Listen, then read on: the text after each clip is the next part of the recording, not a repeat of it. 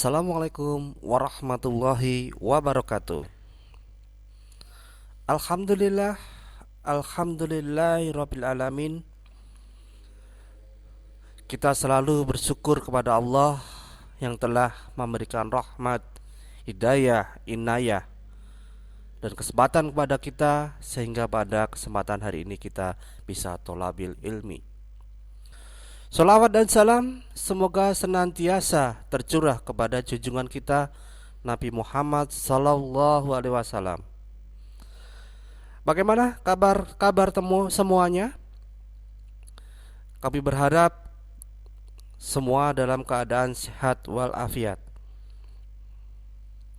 Dalam kesempatan hari ini kita akan membahas tentang sistem transmisi dan distribusi tenaga listrik. Mungkin dari teman-teman semua yang bekerja di PLN mungkin sudah banyak yang paham tentang sistem transmisi dan distribusi tenaga listrik. Namun banyak juga teman-teman yang belum paham karena masih awam tentang transmisi dan distribusi tenaga listrik. Teman-teman semua, hari ini kita akan membahas beberapa hal ya. Kita akan ada 4 bahasan.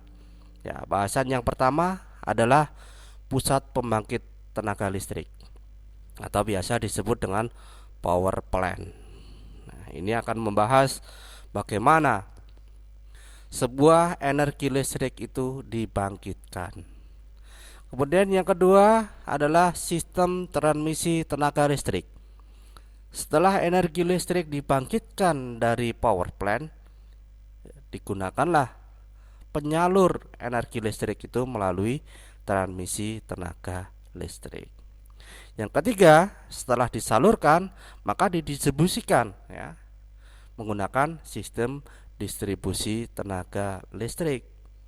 Nah, yang keempat kita akan bahas tentang beban atau biasa disebut dengan load ya. Kalau dalam sistem tenaga bisa dikatakan sebagai demand ya, bisa dikatakan sebagai demand. Biasanya mengatakan demand load-nya seberapa. Oke, yang pertama dulu kita lihat teman-teman, sekilas tentang bagaimana sistem pembangkitan energi listrik dibangkitkan sampai dengan disalurkan pada konsumen-konsumen. Teman-teman bisa lihat di sini yang nomor 1 ya. Nomor 1 itu adalah sebagai pembangkit tenaga listrik, maka dikatakan sebagai power plant-nya. Ini membangkitkan tegangan listrik sebesar 13,8 kV. Nah, dari tegangan 13,8 kV tadi dengan menggunakan transformator step up dinaikkan tegangannya menjadi 150 kV. Nah, ini untuk ditransmisikan. Kalau menggunakan shortcut, tegangannya tidak hanya 150 kV saja, tapi bisa sampai 500 kV.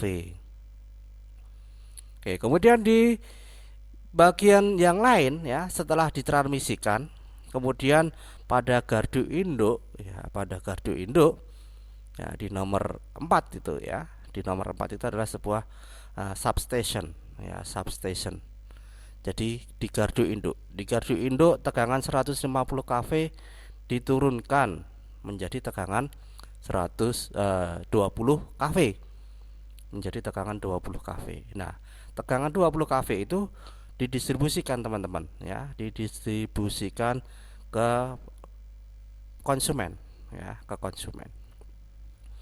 Nah, tegangan 20 kV itu bisa langsung dipakai oleh industri menengah maupun ke atas ya, menengah ataupun besar. Industri-industri besar itu bisa langsung menggunakan 12 kV.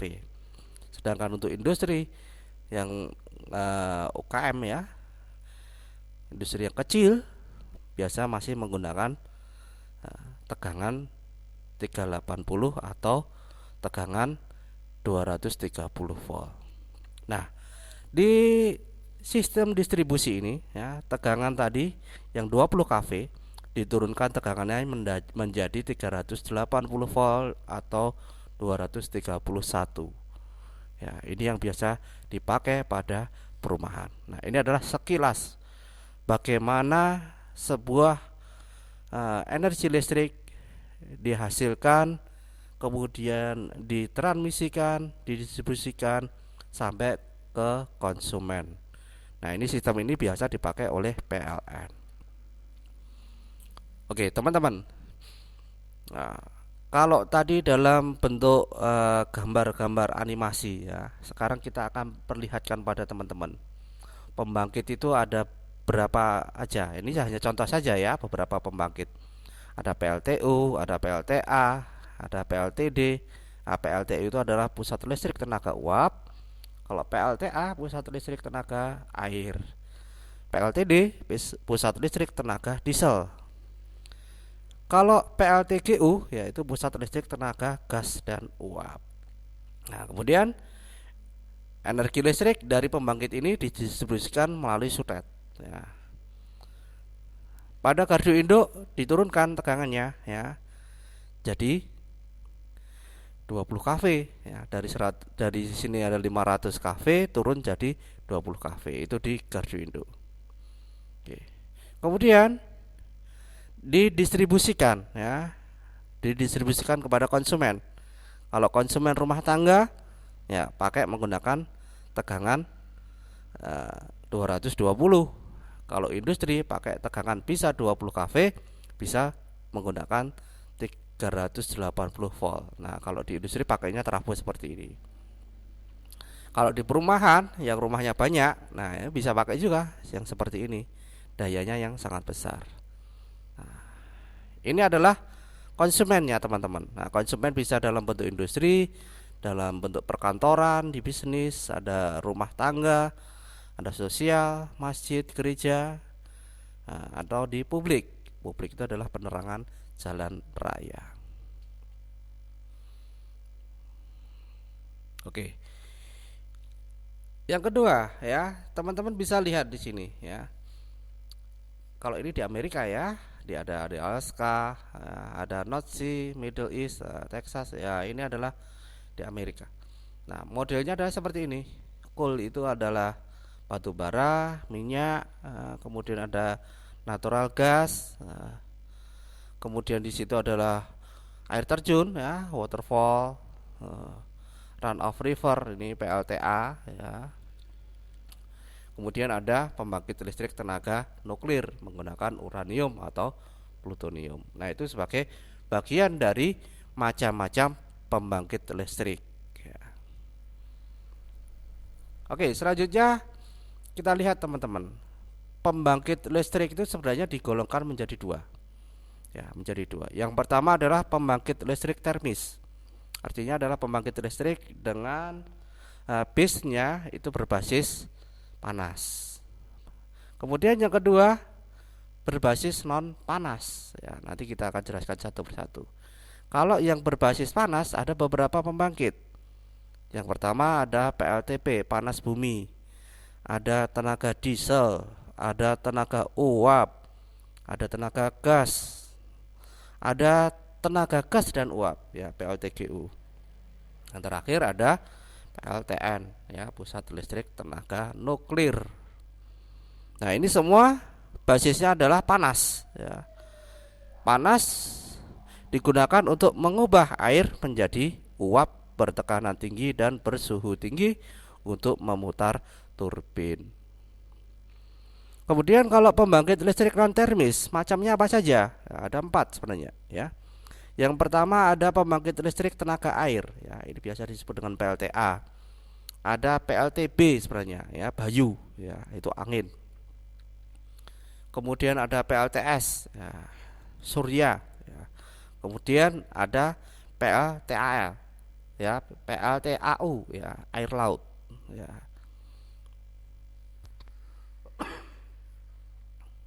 Oke, teman-teman, itu beberapa jenis pembangkit.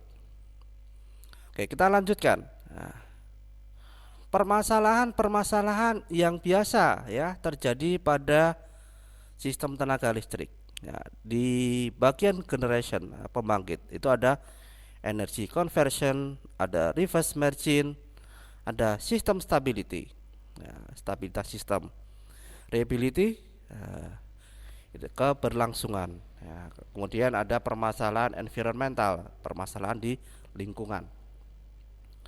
Kemudian kalau di bagian transmisi permasalahannya ada masalah sosial, reliability, ada loss daya, ya kehilangan daya, ada permasalahan environment, di lingkungan sekitar. Ya.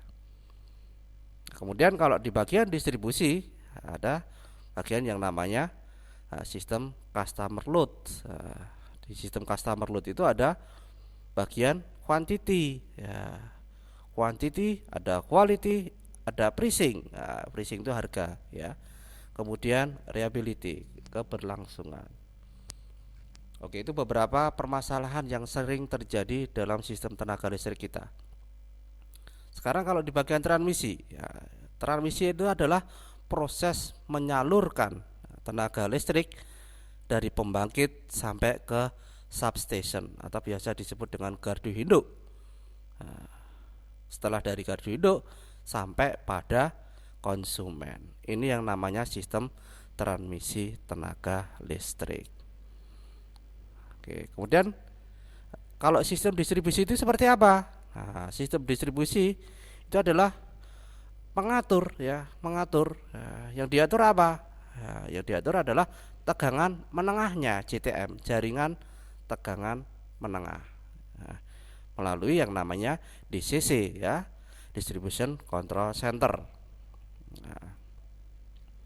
Ini yang biasa digunakan untuk mengatur distribusi tenaga listrik pada konsumen. Nah, dalam distribusi tenaga listrik ini masuk pula pada sistem-sistem di panel-panel pengatur tegangan menengah. Ada di trafo distribusinya, ada pada panel-panel distribusi tegangan rendah, ya, CTR. Ya, CTR-nya ada 380 atau 220 volt. Nah, ini yang biasa langsung digunakan oleh konsumen baik di industri maupun di perumahan. Oke, yang terakhir kita akan bahas tentang beban, load, ya. Ini agak berbeda ini. Load sendiri itu adalah konsumennya listrik, ya, bebannya, demandnya, ya, kebutuhan listriknya.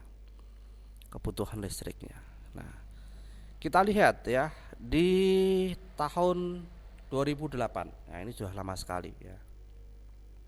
2008 itu masih banyak, ya, di Indonesia itu yang mengalami kekurangan energi listrik. Ya, contoh kalau di Kalimantan, ya, itu di Mahakam, ya. Mahakam real load-nya hanya 200,53 MW. Masih kurang sebesar 37,8 MW. Nah, ada yang terpasang hanya 162 saja, ya, masih banyak, ya. Nah, sekarang mungkin sudah mulai banyak, ya, banyak pembangkit listrik yang sudah dibangun, ya. Insya Allah ini sudah mencukupi untuk daerah di Kalimantan, ya. Interkoneksinya menggunakan jalur Mahakam, interkoneksi di transmisi Mahakam. Oke. Kemudian kita lihat rasio elektrifikasi setiap provinsi, ya, rasionya. Ini yang warna merah itu adalah rasionya kurang dari 40%. Ya, NTB, NTT, Sutra, ya, Sulawesi Tenggara, ini sama Papua, ini masih jauh, ya, dari rasionya itu masih kurang, ya. Kalimantan, nah itu di Kalbar sama Kalteng. Nah, kalau Kaltim sudah lebih dari 60%. Nah, rasionya sudah bagus. Kalau di Jawa ya sudah maksimal, ya, karena pembangkit di Jawa itu banyak sekali, ya, interkoneksinya sangat-sangat bagus, ya. Oke, teman-teman, demikian yang dapat kita pelajari pada kesempatan hari ini. Terima kasih atas perhatian teman-teman semua. Kita akhiri dengan hamdalah. Alhamdulillahirabbil alamin. Assalamualaikum warahmatullahi wabarakatuh.